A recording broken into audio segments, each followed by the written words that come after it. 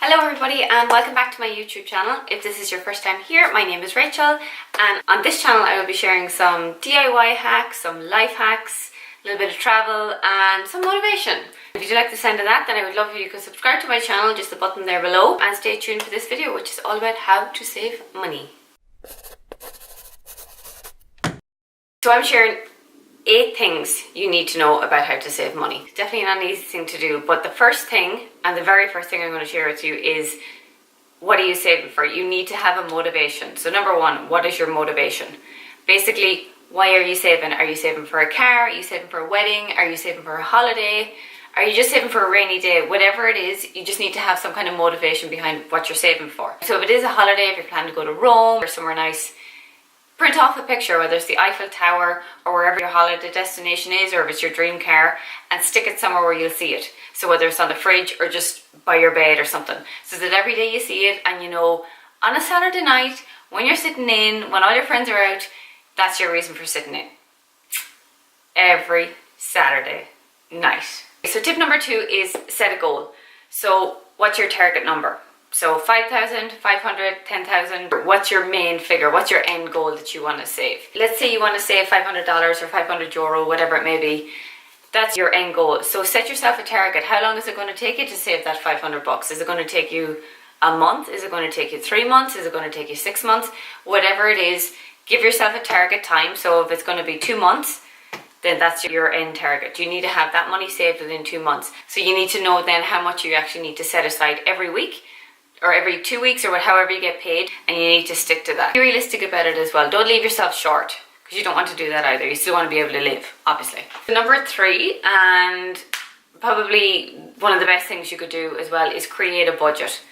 You know, it's very boring and adulty and all that kind of stuff, but it's actually a very good thing to do. Create your budget. What have you got coming in, and then basically everything you've got going out, because we all know as soon as it comes in, it goes right back out. It's your heating bills, phone bills, petrol, groceries, all that kind of stuff. So whatever you have going out, then at the end you have what's basically your money.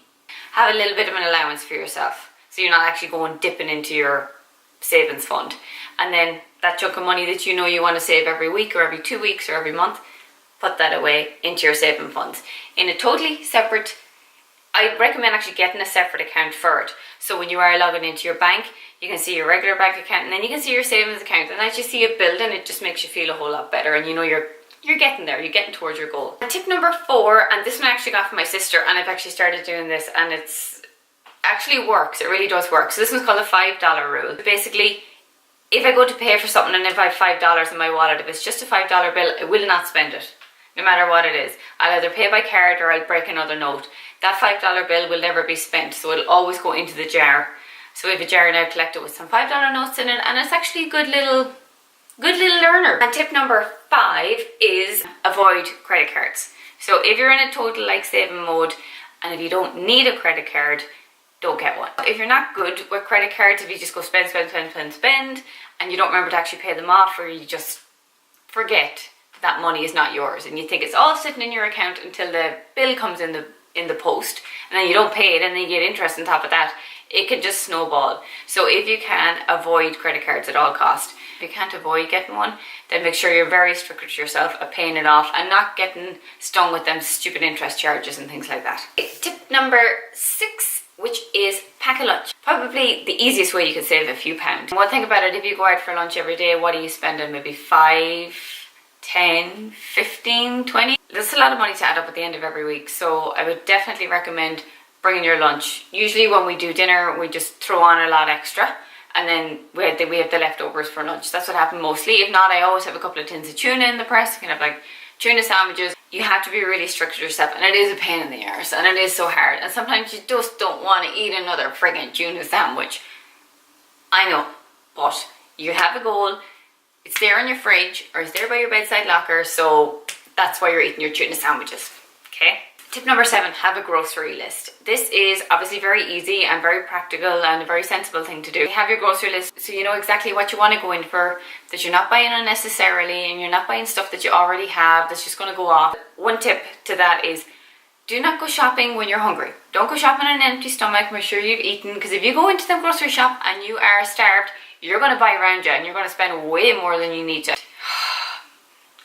I don't like food shopping. I don't. And finally, tip number 8 is cutbacks. What are you spending money on that you could not spend money on? What can you live without? Can you live without buying those magazines, or getting your nails done, or hair done, or buying coffee or tea once or twice a day? Maybe don't get your nails done. Go buy pot of nail varnish and make your coffee before you leave the house and put it in your travel mug. Save where you can, so whatever you're spending unnecessarily, try not to.